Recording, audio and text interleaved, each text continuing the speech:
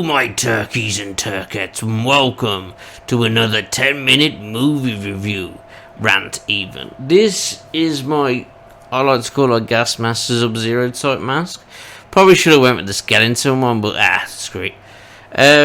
Yes, it's still light, it's just I'm off out tonight, so it's the only opportunity that I've got, and boy, it's still fresh in my mind. It's time to talk about it. Right, so, Land of the Dead, 2005. It's a zombie film from the legendary George A. Romero, God rest his soul. The guy's a legend. I adore the guy. He's amazing. And the prosthetic guy, Tom Savini, legendary. Just two legendary blokes in my world, because they're just... that to me, they're like the birth of the zombies, where Walking Dead come from. It just... you know, Night, Dawn and Day of the Dead are a trilogy that you just cannot beat from a horror standpoint, and just like a really good survival standpoint. It's hard to explain, but if you've watched them, it feels so real. The makeup is not the best, especially in Dawn of the Dead, but everything just seems real. Apart from Day of the Dead, people are a bit OTT. But in Dawn and Night of the Living Dead, yeah, it's grounded. It's very believable. A lot more believable than like The Walking Dead and stuff like that. So, Land of the Dead. This is the fourth installment from George A. Romero's zombie apocalypse world. Come out in 2005, so I would have been 16. Now, when I was 16, when I first watched this film, I was bitterly disappointed. I have my reasons. Do I feel like that now after watching it probably for like the 20th time over the past years? Do I feel that now? No, I don't. And I will explain why. Right.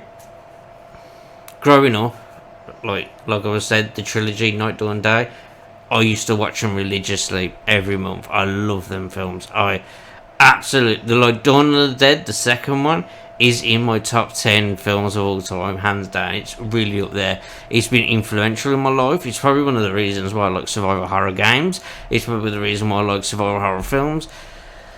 It's just a masterpiece. So when I heard that Land of the Dead was coming out, I was like, oh my god, yes. Like, I was excited, but I was just like, Land of the Dead? Really? Like the title? I would have gone with like Dusk or I don't know, like Twilight of the Dead. At least keep it consistent. Like, it just branched into Land of the Dead. Now, this is set where the zombie apocalypse has just happened. People are kind of normalising around zombies, and now they've got a thing. You meet like your main protagonist and like his little gang of people, and they go in, get supplies, blah blah blah. And in the centre of the, as you can see in the thing, is basically a city. And I get why George A. Romero does it, because he's really good with like the political standpoints and stuff like that, and references in his films even.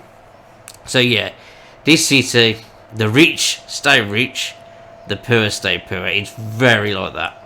And the main protagonist is kind of like a Robin Hood kind of guy, but he comes across really selfish as well. As in, like, he just wants what he wants. And then you got his sidekick who's got like a burn on his face. You kind of think he's a zombie at first, but he's not. And he's okay. Then you got a woman who's a prostitute, but she's trained in military. She's okay as well. And then you've got, I can't remember his real name, the guy from Super Mario Bros. Who plays Luigi. Kulo is his name. Kulo in Land of the Dead. You'll know him. He's a great actor. I do like the guy. He's a Mexican guy. You know if you see him, guaranteed. And he's in it, and he's kind of like one of the most that you kind of like relate to, as in like he gets used a lot by like the top man in this city who runs the city. Kaufman, his name is. And so yeah, it doesn't go down well, and that is the story basically. Won't spoil anymore. Go watch it. I'll give it a 6 out of 10. Now onto spoilers and like kind of like my gripes with the film and why I was bitterly disappointed back when I was 15, 16. So you got the zombies, yeah.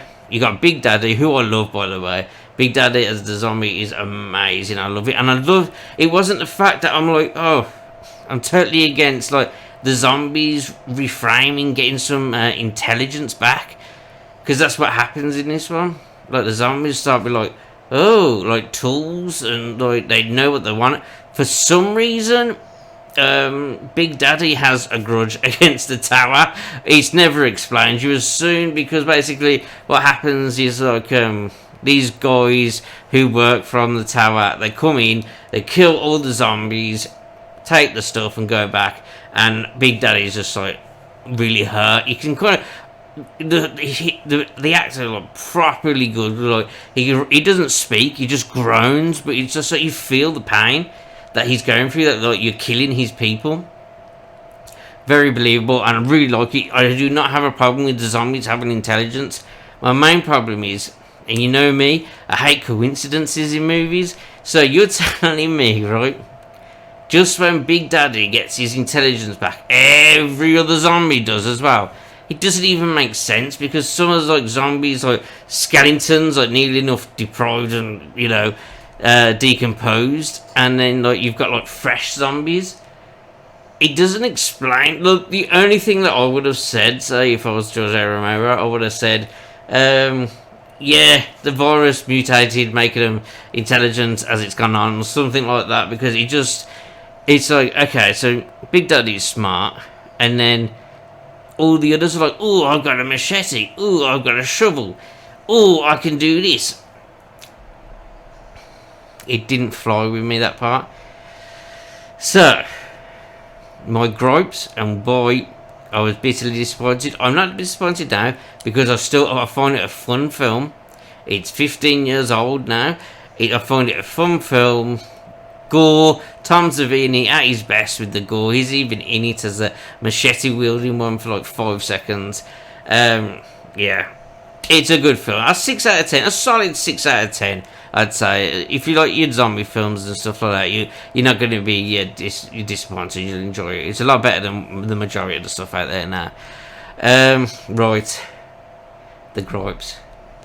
It just did not feel like a George A. Romero zombie film at all. Like Night and Dawn are so real and grounded that you relate to them. He tried something new in the third one, Day of the Dead, and tried to kind of like normalise the zombies, and I'll go into it when I've reviewed them 3 films, which I will do. But he kind of normalises it, and I kind of get, like, this is going to be a little bit controversial now, because I think me and George A. Romero kind of had the same views on military than we do, you know, as in like, he put them as a really empowering force that, you know, that I agree with as well. They can be, and in Land, everything just seemed like a joke. Like in like the Dawn that you had like a little bit of comedy moment where the zombies like you'll know if you've seen it, and like in this one it's just like straight from the bat, right?